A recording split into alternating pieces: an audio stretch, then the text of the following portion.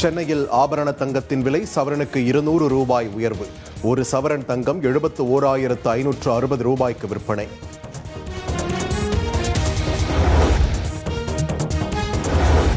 தமிழகத்தில் வரும் 22ஆம் தேதி வரை இயல்பை விட வெப்பம் அதிகரிக்கும்.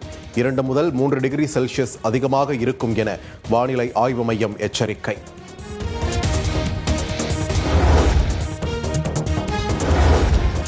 சென்னையில் குழாய் மூலம் வீடுகளுக்கு இயற்கை எரிவாயு வழங்கும் திட்டத்திற்கு ஒப்புதல். 48 கோடி ரூபாய் மதிப்பிலான திட்டத்தை செயல்படுத்த அனுமதி அளித்துள்ளது தமிழ்நாடு கடற்கரை ஒழுங்குமுறை மேலாண்மை ஆணையம்.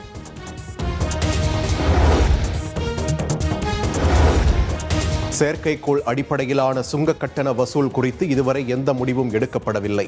மே 1 முதல் செயற்கைக்கோள் அடிப்படையிலான சுங்க கட்டண வசூல் நடைமுறைக்கு வருவதாக தகவல் பரவிய நிலையில் மத்திய அரசு விளக்கம். இந்திய தொலைத்தொடர்பு நிறுவனங்கள் ரீசார்ஜ் கட்டணங்களை 10% வரை உயர்த்த வாய்ப்பு. 5G திட்டங்களுக்கான புதிய கட்டணங்களையும் உயர்த்த திட்டமிட்டுள்ளதாக தகவல். தமிழ்நாடு எப்போதும் அவுட் ஆஃப் கண்ட்ரோல் தான், டெல்லிக்கு அடிபணியாது என்று முதலமைச்சர் மு.க. ஸ்டாலின் பேச்சு. எங்க தமிழ்நாடு எப்பவுமே டெல்லிக்கு அவுட் ஆஃப் கண்ட்ரோல் தான். இங்க இருக்கக்கூடிய சிலரை மிரட்டி கூட்டணி வச்சுட்ட நீங்க ஜெயிக்க முடியுமா? அமித்ஷா அல்ல, எந்த ஷா வந்தாலும் தமிழகத்தை அசைக்க முடியாது என்றும் சபதம். அமித்ஷா இல்ல, எந்த ஷாவா இருந்தாலும் சார் எங்களை ஆள முடியாது. இது தமிழ்நாடு. இந்த முத்துவேல் கருணாநிதி ஸ்டாலின் இருக்கும் வரை உங்க திட்டம் பலிக்காது.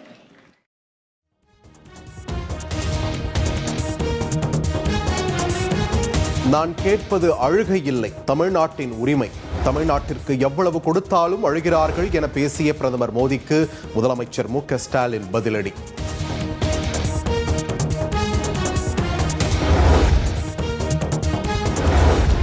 பாஜக அதிமுக கூட்டணியால் முதலமைச்சர் ஸ்டாலின் தோல்வி பயத்தில் உள்ளதாக பாஜக மாநில தலைவர் நயினார் நாகேந்திரன் விமர்சனம்.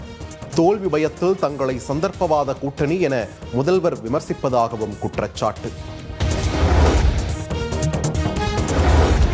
தான் யாருடன் கூட்டணி சேர மாட்டேன் என நாம் தமிழர் கட்சியின் தலைமை ஒருங்கிணைப்பாளர் சீமான் திட்டவட்டம். பாஜக கூட்டணியில் சீமான் சேர வேண்டும் என பாஜக மாநில தலைவர் நயினார் நாகேந்திரன் அழைப்பு விடுத்திருந்த நிலையில் சீமான் மறுப்பு. அரசுக்கு அவப்பெயரை ஏற்படுத்தும் வகையில் அமைச்சர்